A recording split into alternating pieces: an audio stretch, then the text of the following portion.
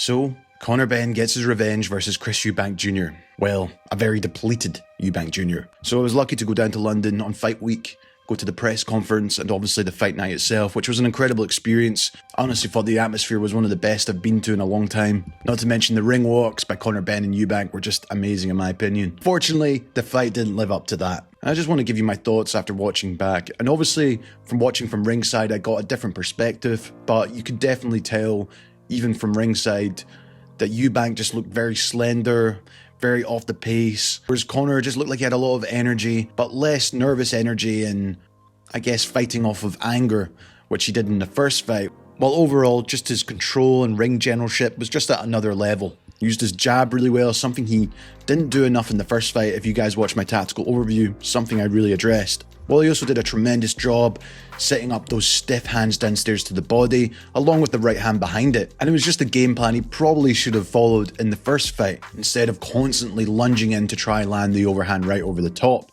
Instead, that consistent bodywork, in my opinion, really did help set up those shots later in the fight. Particularly when he was throwing those up jabs, which would catch Chris off guard completely.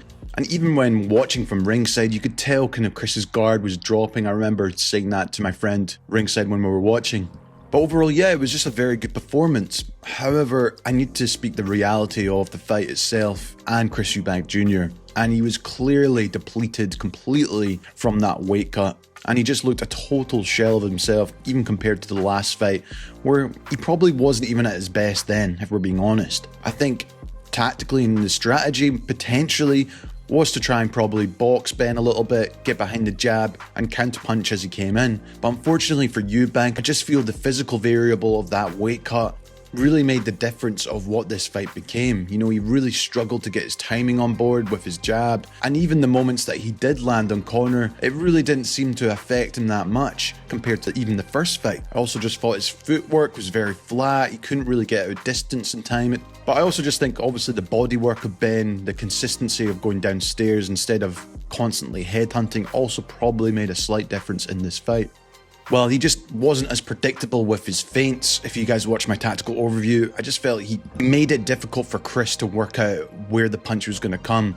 And it got to the point, obviously, in the 12th round where that consistency kind of paid off, where he was able to attack upstairs and catch him and get that knockdown. Especially as Conor was throwing the jab from a lower position in this fight, helping him to go to the body or quickly change it and go upstairs. And that's how the first knockdown came in the 12th. You know, just a hard up jab landing straight on the chin, and then obviously the right hand grazed the back of the head, which either shot could have potentially put him off balance, and obviously he went down. And then Chris obviously was just trying to survive the rest of the round, if I'm being honest. And as he leant forward to kind of clinch, that's when Ben kind of took the opportunity to land those right hooks as he was leading in, and he went down for the second time. And fair play to Ben, you know, he kind of tried to get the knockout in the end. And it was funny when I was watching at ringside, and, you know, I was just saying, you know, he doesn't need to take any risks here. He's clearly won the fight by probably the 7th round. I was saying, you know, Eubank has to win by knockout if there's any chance here.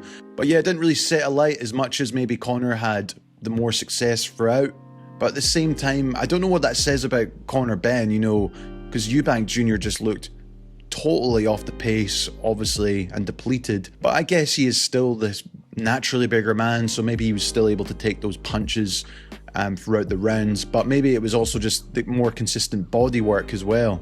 Maybe if Ben had gone for the headshots a little bit more, he could have actually got the knockout. But I just think he played it smart in this fight, which was the right thing to do. But ultimately, I've gone in there and stayed disciplined and showed that I can box the bigger man without getting drawn into a fight, which is what he tried to do and which we very easily could have done. When I hurt him in the first or the second and I threw a haymaker, it very easily could have gone that way. But I just had to keep my emotions at bay and stay disciplined in there. Obviously, my prediction and going into this fight, I was favouring Eubank Jr. and I based a lot of my analysis off that first fight.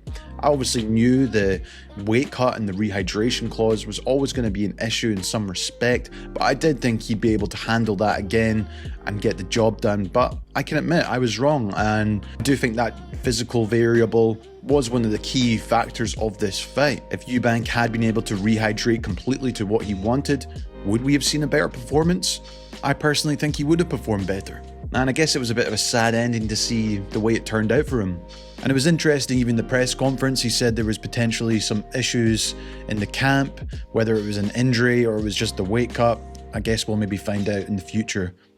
To make it here today, I genuinely thought that regardless of the issues that I've been dealing with, I would be able to go in there and win. Use my boxing skills, use what you guys saw in that first fight to beat Conor Benn. From that first round, I realized that I was mistaken. I tried my best. Conor Benn put on a hell of a fight. He had a great performance. He did everything that was asked of him, and I congratulate him for his performance tonight. You know, I don't even think, bringing in Bomac made much of a difference at all. Maybe it did help him kind of survive the 12 rounds, but he just didn't have the energy to put anything behind his punches, and even just the timing of his punches, and he just looked like a shell of himself. I recently posted that documentary on Chris Eubank Jr. where I kind of looked back at his career, and he was a very entertaining fighter actually, and very underrated in my opinion. He wasn't as bad as people made out, but there was no denying this was probably the worst performance of his career. You look back at his fights versus George Groves, for example, where Eubank was able to take some huge punches off him. You compare that to the last 3 years, where obviously he did get that knockout defeat to Liam Smith, and obviously this fight as well, where it just looks like his punch resistance is just completely gone. And I think it is partly down to just the weight. I think he can't fight at middleweight if he is planning to go forward. I think off the back of that performance, is there any point in going on? Maybe there is one last big fight if he wants to take it. In my opinion, I think it could go real bad for him, especially if he's fighting bigger guys in the 168-pound division. If he was to decide to move up, I just think he's almost too small for super middleweight and just a little too big for middleweight now. And it is a shame that he maybe never managed to get that world title shot in terms of the 4 major world title belts. But like I said, I don't think his career was necessarily as bad as people make out, and I think he has given us some entertaining nights, regardless of what you think of the man himself. Now for Conor Benn, I think obviously that is a good win for him. He's shown that he can stay behind a strategy and win a fight that way instead of trying to blast a guy out of there. And as much as they were celebrating the win, which is rightly so, they should, it was a big emotional event.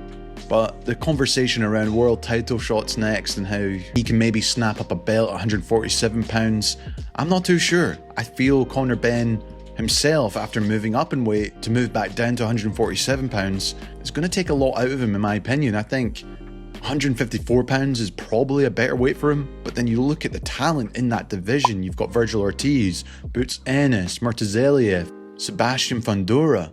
Do you really think he can beat those types of fighters? I'm not too sure.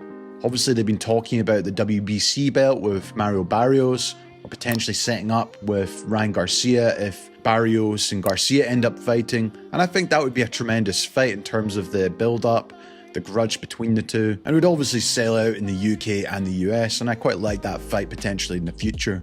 Nevertheless, not to take too much away from him, I just feel like if he faced the junior from the last fight, or if he was fully hydrated and no rehydration clause, I don't think it would have been as straightforward as it was in this fight. But yeah, overall, a great event to go to. The main event itself didn't live up to the hype of what it was maybe meant to be. But I'd love to hear what you guys think. Do you think this is the end for Chris Eubank Jr. and should he retire? And for Conor Benn, what should he do next? Should he go to 147 pounds and try and get a title? Or see if an opportunity comes up at 154 pounds? This has been Jamie from Boxing Life. As always guys, thanks so much for watching, and I'll see you in the next one.